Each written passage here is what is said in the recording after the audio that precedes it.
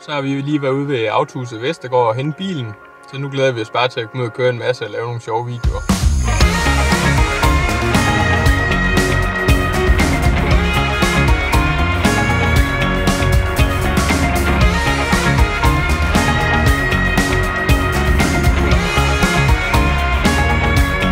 Og det er jo en fed oplevelse for os forbrugere at se, okay, er bilen egentlig brugervenlig, som den egentlig skal være. Så har vi lige været ude og køre en tur på 250 km, og som vi kan se her, så er den brugt 5,6 liter diesel per 100 km, hvilket svarer til 18 km per liter, og det synes jeg egentlig er meget flot, når vi har kørt omkring 130 hele tiden. Så det er da vigtigt, hvor langt den kører på literen, i forhold til at have en god benzinøkonomi.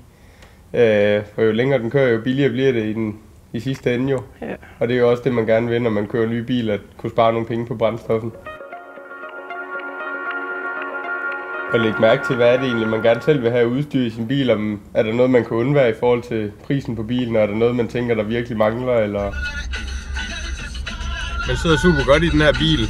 Sædet er nemt at justere, og der er god støtte både i sider til ryggen og nede ved hoften er der også god støtte. Forholdene i bilen de er super gode i forhold til bilens størrelse. Der er rigtig god benplads foran. Som man kan se herovre ved passagersiden. Ditte hun er 1,88 meter, og hun har ikke engang sædet skubbet helt tilbage, og der er masser af benplads.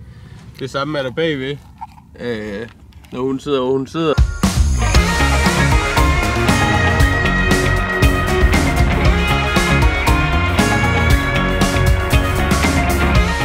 Super dejlig lyd den har. Og det er så med en kvinde bag rattet, så jeg ved ikke helt, om jeg skal frygte mit liv, men det må vi jo se. Vi håber, vi kommer helt tilbage.